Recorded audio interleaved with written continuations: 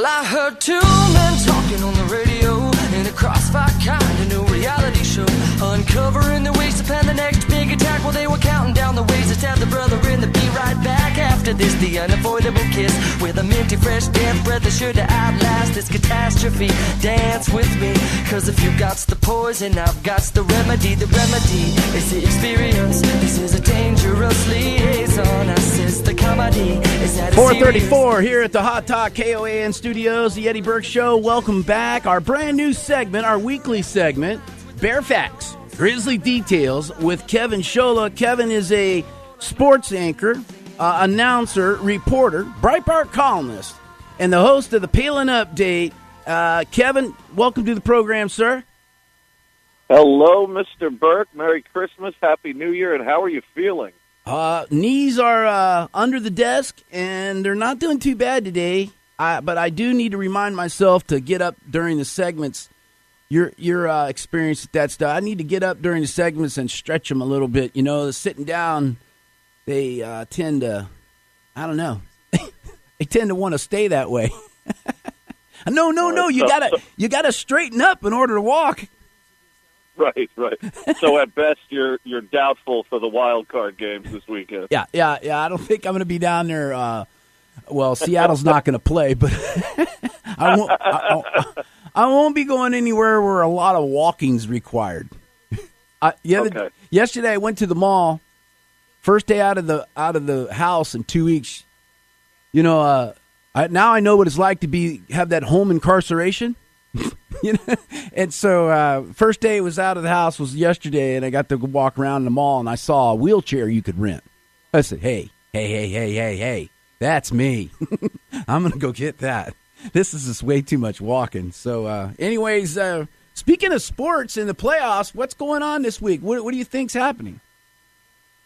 Yeah, it should be a wild and woolly one, huh? I mean, a lot of interesting scenarios this year. A lot of teams with big records, right? You have wild cards with 11 wins. You don't see that too often. Usually you have at least a couple of single-digit teams in there, but you only have one this year in both conferences. Everybody else with double-digit victories in the playoffs, and a few teams left out that had double-digit victories. So, but the usual suspects are still sitting there, right? Are the Seahawks Seattle, one of them? Yeah? Okay. Oh, yeah. All right. I mean, you got to love them right now. Yeah. I'll tell you what, I think I would have picked them even if they were the 6th seed, which was still a possibility leading into these playoffs. But now with them as the 1 seed and having to go through that crazy home field advantage that they have, right, it's going to be very, very difficult. I don't care if it's Green Bay, Dallas, or whoever it may be in that championship game against them. The Seahawks are going to be very tough to beat. And like I said, I think they could have done it on the road because now they have that experience. But at home, they're going to be very, very tough. They rock the house. Yeah, they sure do. Yeah. But I mean, you have a lot of games that are going to come up and see who's going to play who. But in the AFC, same thing. A lot of teams that have been there before with Denver and New England and Pittsburgh. So, the usual suspects, like I said, but an interesting route to the playoffs this year for a lot of them. Hey, let's let's just write it down. All right, I'm going to say the Seahawks, and you agree they're going to be from the NFC, right? Is that right? Yeah, they're in the NFC. Yeah. I got to go. And then who do you got from the AFC? I'm going to be very boring this year, Eddie. I'm going with the top seeds. I'm going Seattle and New England. You're going to go with the easy choice, the easy pick. You're not going to get kind of ballsy on me, are you? No, I know a lot of people are going to like Denver too, but yeah, I heard Denver. I'm going to go New England. I just think they've had a little renaissance there. You know, Belichick and Brady, as good as they've been. I mean, think about it. They haven't won the whole thing since 2004. It's been quite a while for them. They've been back to the Super Bowl a couple of times in 07 and 11, but the Giants beat them both times. So it's been a while, and no one's getting any younger. So this is one last crack at it for Brady. I will say, though, the one team, if you do want a wild one to look for and kind of keep your eye on, is Baltimore. Really? They needed help to get in. The Chargers had to lose, and then they had to come back in their game. It's been an ugly season. They've had to, gut a lot of games out. They don't have the firepower, certainly, that they had 2 years ago. But that's a team you want to maybe keep an eye on because they do have the experience. They have a great coach, and they have guys who know how to make plays. On the flip side, I'd say Cincinnati's a team that's, really trending downward again, and it looks like they're in their regular, January swoon mode where they make the playoffs every year, but they cannot win a postseason game. All right, so we both picked the Seahawks as from the NFC and the AFC. I'm going to pick Denver, and you're going to pick New England. Is that right? Yeah, I'm going to go with New England, yeah. All right. That's okay. I got it written down, so it's law now. Hey, until Obama calls for an executive order and picks someone else. But. Speaking of that, I wanted to get we're speaking with Kevin Schola. He's a Breitbart columnist, announcer. He's just an all-around great guy. And I wanted to get your feedback on how big this sweep is for the United States Senate with Republicans taking control. And what will it ultimately mean? I mean, where are we going to be at next year this time, Kevin? What are you going to be telling me next year this time? All right, let's preface this with saying, let's hope I'm wrong, okay? Let's hope I'm wrong with what I'm about to say. How's that? You bet you weren't ready for that question. No, but, unfortunately, I do have a thought on it, and it's not a great one. I think Sarah Palin put it well on the night of the election or afterwards. She said it was a great night. It certainly was a tsunami or whatever you want to call it for the Republican Party. But then she said, okay, GOP, now, to paraphrase here, it's your ball. Don't fumble it. Let's see what you're going to do.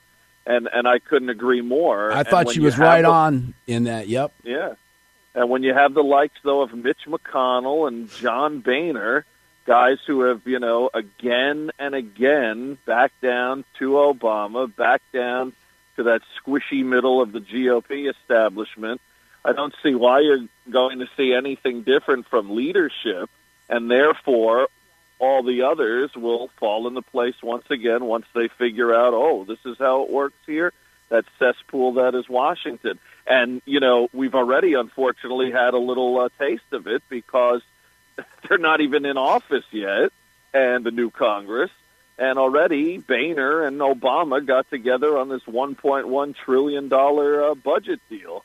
Yeah. So, I mean, you know something's bad when conservatives and Ted Cruz are on the same page as Elizabeth Warren and all the far-left wackos. And that's happened a couple of times recently, where Tea Partiers and far-left progressives, for different reasons, have come out against a couple of different issues because everybody can see Obama and Boehner and this establishment. It's that, the boys club, country club nonsense again where, just elect me and then I'll just go to as many parties as I can and country club deal and, take away your freedoms and liberties while I'm at it. Is it just unrealistic for us Tea Party type folks? I mean, we're now being called Tea Party. We were called the religious right or something, the Pat Robertson crowd for years. I don't know, but we used to think we'd elect people. We'd elect people, and we thought, okay, finally we got a conservative in, and they're going to do something. Is it just me, and the people that I hang out with, that they think, Republicans are just weak in the knees? They won't do anything. They're not going to take any bold stances and do anything. But it seems like when the Democrats are in charge, they will. Is that a perception or is that reality that Democrats seem to be able to have the will to stand together and pass legislation that is controversial, but they'll still do it, and the Republicans won't? They'll just, I'm getting too many phone calls. I got to change. Yeah, they look at polls and they look at their own hide and their own next election and. What does my district say? You see these guys all the time, right? I'm against earmarks, unless it's for my district. Yeah. That kind of stuff. And, and it happens again and again and again. But you are right, Eddie. You hit it right on the head. Democrats, this Democrat Party is not the party of John F. Kennedy. It's not even the party of Bill Clinton. It is a far-left progressive party. Elizabeth Warren. But guess what? They're all on the same page. Yeah. And they're all anti-gun and pro-abortion and pro-open borders and everything else that you don't want to see. but they stick together and vote for it. Whereas on the Republican Party, which saying a big tent used to be a good thing in the days of Reagan and a little bit afterwards, but in recent years, especially now, well, you have Ted Cruz, you have Mike Lee, you have a couple of others that, you have Paul Gosar in Congress and a couple of other good ones that you could talk about. But after that, it's a bunch of guys just playing ball, a lot of them really not much different than Democrats on a lot of issues. So they're fighting against each other. It's funny, too, the media and others, I love how they paint who's a conservative.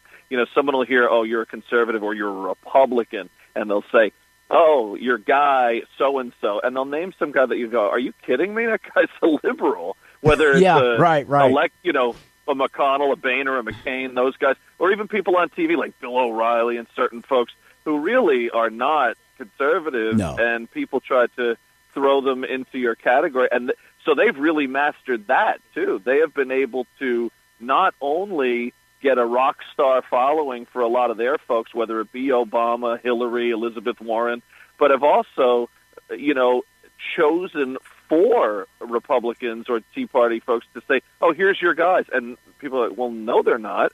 But to the average person, they believe it and they find it to be the case.